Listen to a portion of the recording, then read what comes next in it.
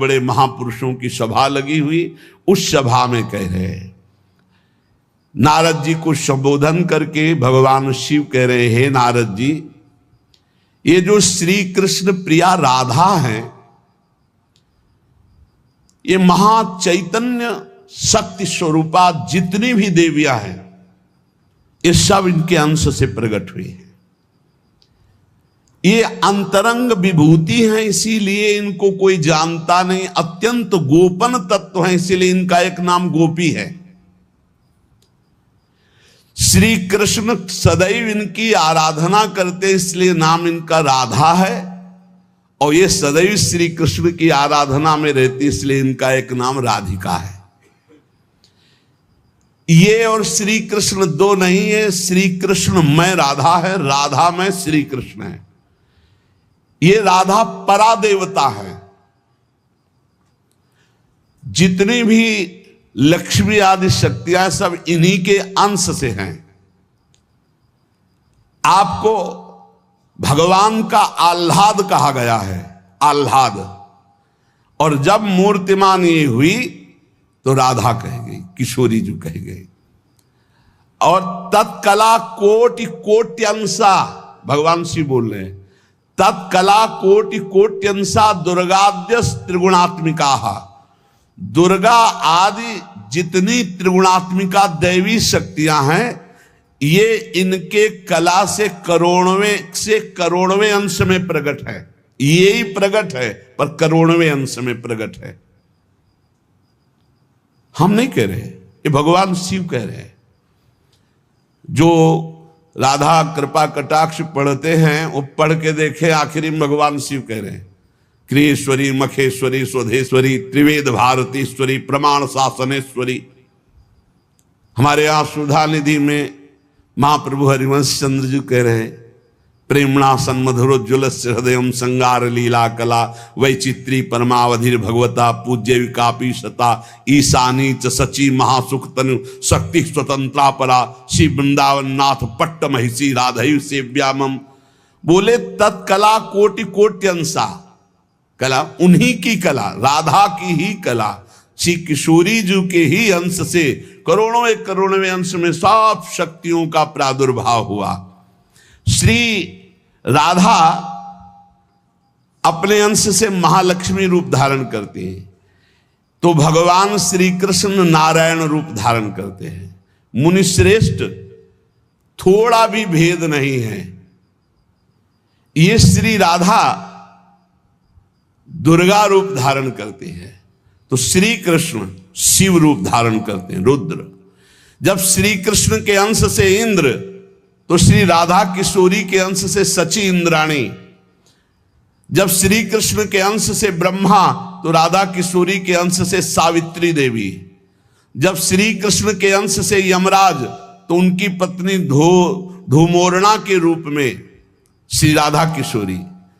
अधिक क्या कहूं, इन दोनों के सिवा किसी की सत्ता ही नहीं।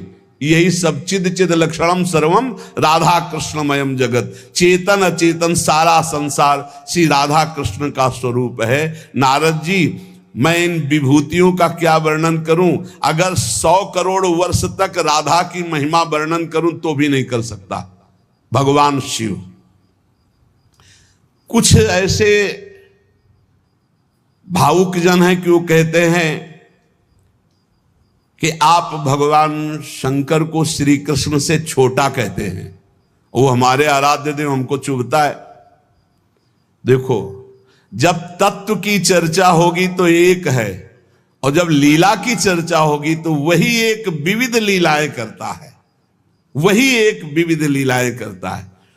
रास में भगवान शंकर आए, अगर थोड़ा भी शास्त्र को पढ़े हो तो पढ़ के देख लेना। गोपी रूप धारण किया, रास में प्रवेश पाया, श्री कृष्ण चरण वंदना, किशोरी जी की चरण वंदना, और फिर गोपी रूप धारण करके रास में प्रवेश। अच्छा, कोई भी ये कैसे नकार सकता है कि भगवान शंकर की जटाओं में गंगा जी हैं, और वो गंगा जी क्या है, क्या आप नहीं जानते हो?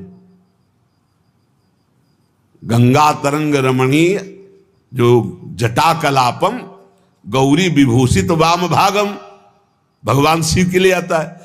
तो जो जटा कटा संभ्रमम भ्रमण नीलम पर निर्झरी जो विराजमान है गंगा जी, वो कौन है? गांगम वारि मनोहारि मुरारी चरण अच्युतम त्रिपुरारि शिरश्चारी पापापहारी पुनातुमा। देखो भाई, तत्व एक है, पर लीला में जब प्रारंभ होगा तो लीला में छुटाई बड़ाई हंसी मजाक वो उनकी आराधना, वो उनकी आराधना। तत्व एक है। अभी आप यहां सुन रहे हो कि जब श्री कृष्ण शिव रूप धारण करते हैं तो राधा किशोरी दुर्गा रूप धारण करती, यही है, कोई और थोड़ी है। पर जब लीला की बात आती तो वही भगवान शंकर गोपी रूप, आज भी भगवान गोपेश्वर का श्रृंगार होता है गोपी रूप में। शाम टाइम जल नहीं चढ़ता, नथुनी बाला और सब चुनरी धारण करके भगवान शिव गोपीश्वर के रूप में विराजते हैं। भगवान शंकर गंगा जी को नेत्रों से भी रोक सकते थे, लेकिन जटाओं में धारण किया कि श्री कृष्ण का चरणामृत है, वामन भगवान का चरणामृत है, वामन के रूप में श्री कृष्ण ही है।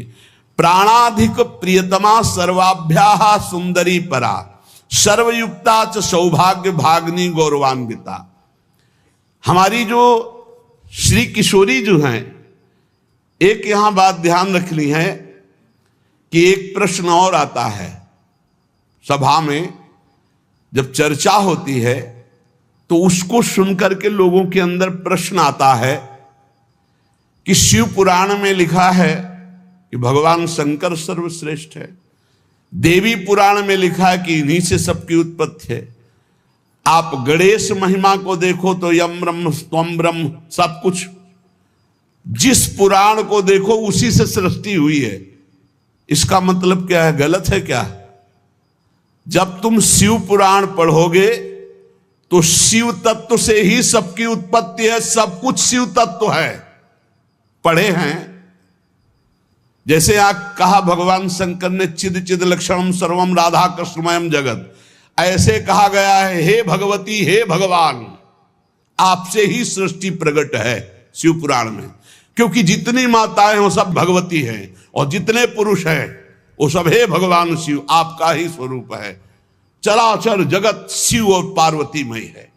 भगवान का ऐसा लिंग प्रकट हुआ शिव जी का कि 100 कल्प तक ब्रह्मा जी उतरते चढ़ते रहे, पार न पाया। फिर भगवान विष्णु उसमें पढ़ना शिव पुराण में, हम तो पढ़ करके बात कर रहे, आर पार नहीं पाया। भगवान शिव से ही नारायण का प्रादुर्भाव होता है, भगवान का प्रादुर्भाव होता है, भगवान शिव से ही ब्रह्मा का प्रादुर्भाव होता है। जब देवी भागवत पढ़ो तो सब कुछ देवी जी से प्रकट हुआ। तो क्या झूठा है क्या? पुराण कोई झूठे हैं क्या? तो अगर उनसे प्रकट हुआ तो इनसे कैसे? भागवत पढ़ करके देखो तो श्री हरि से, नाभि कमल से ब्रह्मा, ब्रह्मा की भ्रकुट से शंकर, रुद्र का अवतार। उधर पढ़ करके देखो तो उन भगवान शिव से ब्रह्मा और श्री हरि प्रकट होते हैं। देवी भागवत पढ़ करके देखो तो देवी शक्ति। ये है क्या? तत्व।